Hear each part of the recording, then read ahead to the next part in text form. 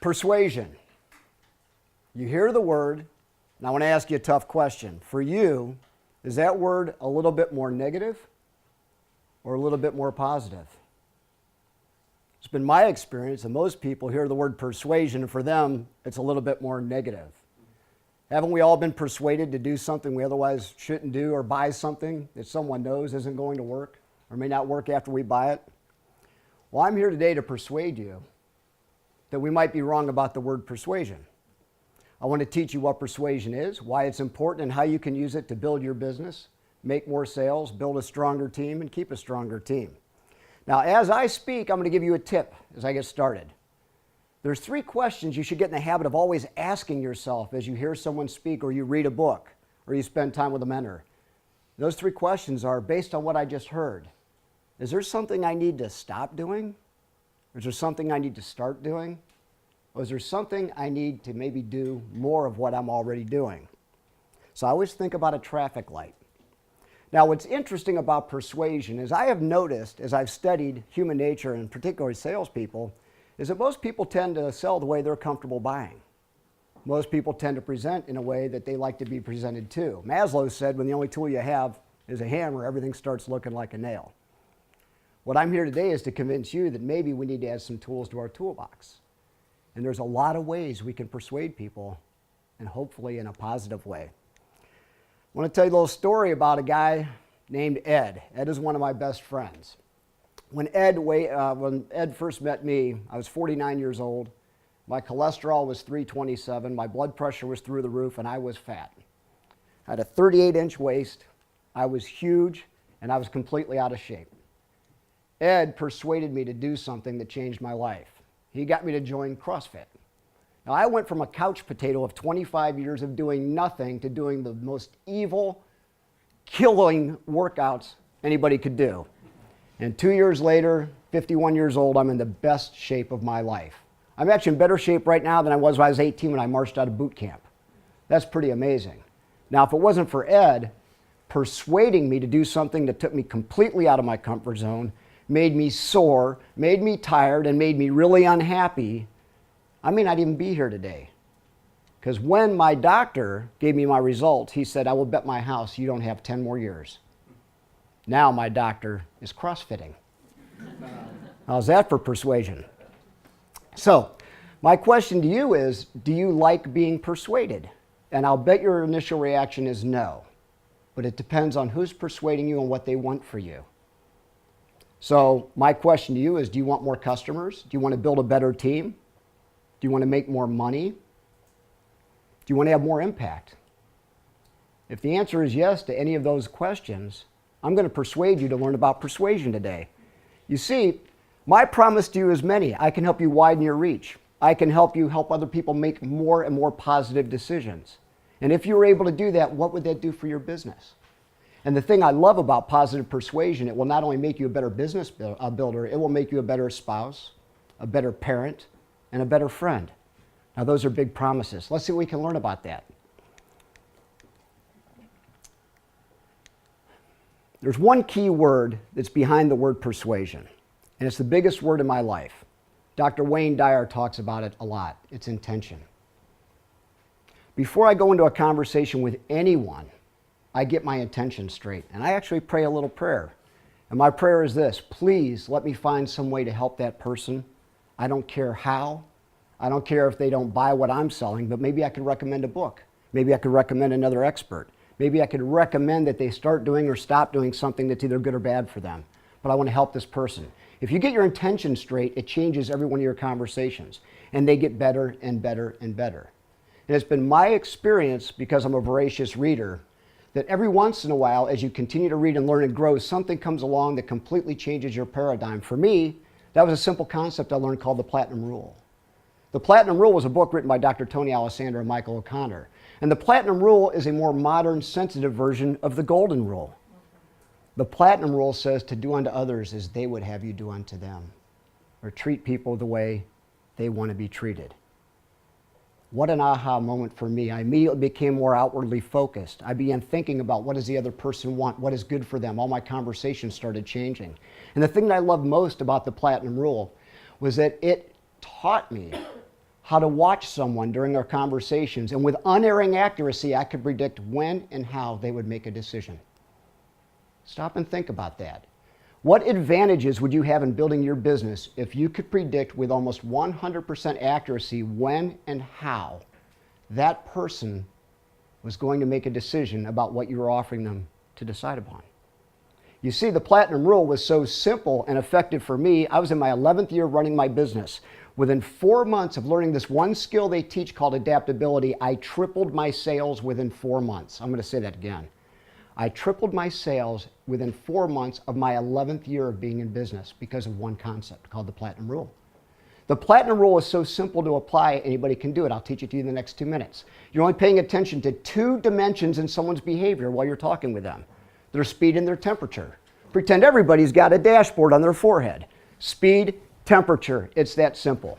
When I get someone talking, I notice their pace. They talk fast, they like to make quick decisions, bingo. The more expressive they are, the more firm they are, the faster they talk, they make fast decisions. So I don't mind asking them to make a decision right on the spot. The other dimension you have to pay attention to is temperature. Are they warm or are they cool? Warm people are like an open book, easy to read, easy to get to know. They're very friendly, they're more contact oriented, they're the touchy-feely people. They smile a lot of facial expression. They tend to make their decisions emotionally. Some people are more cool or guarded. They don't talk as much. They're more poker-faced. When they do speak, they don't speak as much. These people make intellectual decisions. Now, think about how impactful that could be. All you have to do is adapt to their pace, and if someone is being very quiet, slow-paced, they're taking it all in, very cooperative, they need time and space to make their decisions, I leave them alone. I circle back in a few days to see how it seems to them. Is that something you want to do?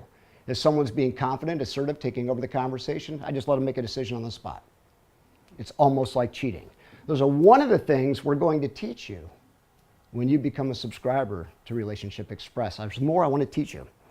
So let's talk about another concept. Did you know that there are 5 phases that you can go through as you help another person make a decision, whether it's to join your team or buy your product? 5 phases. If you can master these, every conversation will go better for you. The first phase is you want to connect with the other person. I do this by asking questions, getting to know them, getting them talking about themselves. Then I begin exploring their situation, their wants, their needs, their goals, their fears, their desires. Because as I'm exploring with them, I'm seeing the world the way they see it. I'm beginning to decide, is my opportunity right for them or is it not? And if the opportunity might be right for them, then we begin collaborating, the third, together. I'm going to present some options for you, and you and I are going to go through these options together. Put your ideas with my ideas, and together we're going to select the best possible option for you. And once we're done collaborating, then I'm going to help you clarify your commitments. You said that you will do this, but I'm going to help you do this. And then you're going to do this, but I'm going to help you do this. You're committing to pay this. I'm committing to deliver this value back to you. Are we crystal clear on who needs to do what by when for you to be successful? And then the last phase of every conversation is assuring. I'm going to go back over everything we talked about. I want to make 100% sure that you have made the best possible decision for you. And I want to teach you how to master these conversations so that as you get to know people and spend time with them, they begin liking and trusting the conversations because there's no pressure. There's no pressure to buy. You might even be recommending that they don't take advantage of your opportunity. One of the other things I want to share with you that most people don't know, did you know there are 6 laws of persuasion? And they always work? A guy named Robert Cialdini wrote a book called Influence, The Power of Persuasion. There are 6 predictable laws that you can put in your toolbox. I want to teach you about the law of reciprocity, on how when you give, the more you give, the more you get. There is the law of commitment and consistency. If by asking questions I get you to tell me something that you want to do, later on when I ask you to take advantage of the opportunity to get that what you said you wanted, you can't say no. I've never seen anyone argue with their own idea. There's the law of liking, of treating people so well that they just like you and they want to do what you suggest they do. There's the law of authority, which we'll never use, the law of scarcity, which we don't need, and the law of social proof, which is really testimonials.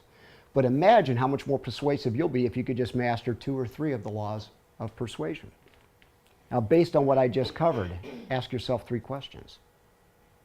Is there something I need to stop doing? Is there something maybe I need to start doing? Is there something I need to keep doing more that is working? So what are some of the attributes of really persuasive people? Well, going back to my buddy Ed, I can tell you Ed walks his own talk. So every time I go into CrossFit, guess who's there? Ed. Anytime Ed recommends that I read a book, I ask him what's in it because he's already read it. So if you're going to do for someone, make sure they see you doing it as well. The most persuasive people I know ask interesting questions and they listen well. They have mastered a Socratic method of having a conversation. Everything that comes out of their mouth is another question. Why? Because they want the other person to sell themselves. They don't ever want someone to feel like they're being sold to. They want someone to feel like they're buying. Quick story about Ed. After about 3 months of getting great results, I stopped going to CrossFit. My subconscious mind kicked in and said, this is good for us. Let's not do that. Ed came and took me to lunch and sat down. He said, help me understand what you're doing. And he used this method called the Oreo cookie, where he praised me, chided me, and praised me again. So he said, Scott, I see you in Toastmasters every week. You're fantastic. I saw you CrossFitting. You're starting to look good and feel good. And he said, I know you can accomplish anything, so help me understand. Where did you go? And by the end of the conversation, I talked myself into having Ed pick me up at 5:15 every morning and drag me, kicking and screaming, back into the gym until it became a habit. And Ed, because he's persuasive, got me to sell myself on the habit of daily exercise. Didn't do much for me, just saved my life, that's all. Persuasive people are extremely well-read. They spend time every day stretching themselves and learning new things. Why? Because they want to be able to share more with other people, recommend a book, recommend an idea. Persuasive people will correct you privately and praise you publicly. Ed took me to lunch one-on-one and basically got me to convince myself to change my habits. And as soon as I made those changes, Ed got up in Toastmasters and said, I'm really proud of my friend Scott. He's taking charge of his life and he's doing these things and I'm proud of him. There was no way I was going to go back on my word after someone praised me publicly. So if you are counseling anybody on your team, counsel them privately, but praise them in front of the group. Now, in every one of our conversations, I'm sure we've all experienced pushback, right? As soon as we come up with an idea, someone gives us a reason why it won't work. I'm going to give you some tips right now on how to eliminate or reduce pushback. The first thing you can do is share your own struggles. Show a little fallibility. You're not perfect at what you do. Nobody is. So I always share with somebody how I struggle in a certain area, and then I apply that to what I want them to maybe improve on. Try using softening statements. If you're in a conversation with someone, you're trying to persuade or convince them, don't say, you should, or why aren't you? Say, you know, I once read somewhere, but I'm not sure if I remember this correctly. What do you think about this? Or it's only my opinion, and I could be wrong, but I was just thinking this. What do you think? Or create a third thing to take the pressure off the two of you. Instead of it being me and you, create a third thing and say, I know this other person and she's struggling with this. I'm trying to help her this way, even though I really mean it for you. I'm trying to help her this way. What do you think about what we're accomplishing? Create a third thing. Take the pressure off them. The other thing is to present possibilities for other people. You know, we could try this, maybe we could try this, maybe we could try this. What do you think? People like possibilities. They don't like yes or no type decisions. And the other thing is be reasonable about time and progress. If I'm trying to persuade someone to maybe stop smoking, I might say, you know, I don't think maybe you could do that today. I know that when I quit twice, I wasn't able to just flip a switch. I had to work at it and work at it and work at it. Do you think it might be possible that maybe by Christmas, we might be able to kick this habit if we got started today? What do you think? And I just move it out there a little bit for them, and then I reward any little progress. I encourage them and nurture them, knowing that this might take time. Persuasive people are helpful, and they're patient, and they're persistent. So I want to share with you the one concept that changed my life. In 1998, May, in fact, my business coach gave me a book called The Success Journey by John Maxwell, and there was one quote I want to share with you because I'm trying to persuade you to pick up a new habit today. That quote said, you're no different in 5 years than you are today, except for two things: the books you read and the people you meet. It was by Charlie Tremendous Jones. And I literally put the book down and I thought, what books have I been reading? Stephen King novels and the like. Stephen King's a great writer. I do miss reading his novels, but I haven't read one since May of 1998. I began reading self-help books, books on psychology, on business, on selling, on marketing. And I began a daily reading habit, 1 hour a day, 7 days a week minimum. So for 15 years, imagine how many books I've read. I stand before you a completely different man than I was 15 years ago. I hope I'm better for it. My new friends tell me I am, because I pay careful attention to the people I meet and the people that I spend time with. So if I could encourage you to do one thing to be more persuasive and more successful, sharpen your own saw. 1 hour a day. In less than 5 years, you can become the world's leading authority in any subject. Jim Cathcart taught me that in one of his speeches. 1 hour a day, in less than 5 years, you can become the world's leading authority in any subject you're choosing. And you know who makes a lot of money? Authorities. Now, I modified Charlie's quote a little bit, and I was fortunate enough to spend a lot of time with him before he graduated, and I asked for his permission to do this, because I love using his quote in every speech. I say, and I'll say it again, you are no different in 5 years than you are today, except for two things: the books you read and the people you meet. I modified it. It's what you choose to put into your head and your heart. What you choose to read, what you choose to listen to, the people you choose to spend time with. What habits you choose to replace. I chose to give up bad foods for good foods. I chose to give up the remote on the couch for a kettlebell. Habits are hard to drop, but they're easier to replace. Get rid of one, pick up a better one. The people you choose to emulate, the people you choose as your friends, and the amount of effort each day you choose to put in your own personal growth. So I want to close with one other thing that very successful persuasive people do, which is very hard to do in direct selling, and that is to follow up and follow through. After each of your conversations, you want to follow up with that person in about a week to see what they think about your opportunity. And with our system, we've made it fun. We have invented a mobile app that after your conversation, you put them into our app, and guess what happens?